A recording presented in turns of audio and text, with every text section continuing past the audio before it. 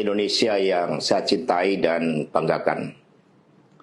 Setelah penetapan saya sebagai tersangka oleh KPK, maka sikap Nur yang berasal dari PDI Perjuangan. Sekjen PDIP Hasto Kristianto akhirnya buka suara usai ditetapkan sebagai tersangka oleh KPK terkait kasus yang melibatkan Harun Masiku. Melalui sebuah video, ia mengungkapkan sejumlah hal terkait penetapan tersangka tersebut. Hasto menyatakan akan menghormati keputusan KPK yang menetapkan dirinya sebagai tersangka karena sebagai warga negara ia harus taat kepada hukum.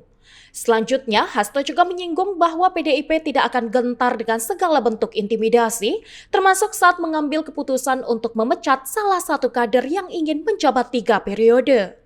Ia menyebut partai dan ketua umumnya tetap kokoh berdiri menjaga demokrasi meski muncul berbagai intimidasi yang dilakukan oleh sosok yang memiliki ambisi merebut kekuasaan dengan berupaya melanggar konstitusi.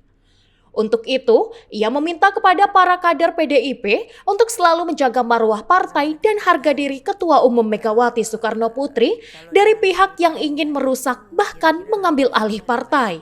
Ketika muncul berbagai intimidasi agar tidak dilakukan pemecatan terhadap sosok yang memiliki ambisi kekuasaan sehingga konstitusi pun sepertinya mau dilanggar dengan perpanjangan masa jabatan 3 periode ataupun perpanjangan masa jabatan itu, maka demi konstitusi Ibu Mega kokoh berdiri menjaga demokrasi.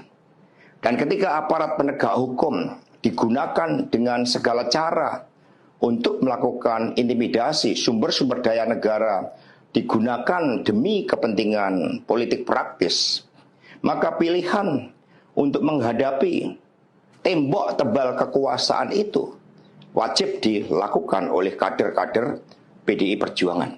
Diketahui, Hasto ditetapkan oleh KPK sebagai tersangka karena diduga ikut terlibat bersama Harun Masiku dalam melakukan suap kepada mantan komisioner KPU Wahyu Setiawan. Agar menetapkan Harun Masiku menjadi anggota DPR RI terpilih menggantikan Nazarudin Kemas yang meninggal dunia. KPK menyebut Hasto juga memiliki peran dalam kaburnya Harun Masiku dari penangkapan KPK saat lembaga anti rasuah itu melakukan operasi tangkap tangan pada 8 Januari 2020 lalu. Hasto disebutkan memerintahkan Harun untuk merendam ponsel di dalam air dan segera melarikan diri. Bahkan sebelum ia diperiksa KPK juga memerintahkan pegawainya untuk merendam ponsel agar penyidik KPK tidak memiliki petunjuk untuk menangkap Harun Masiku. Tim UTV mengabarkan.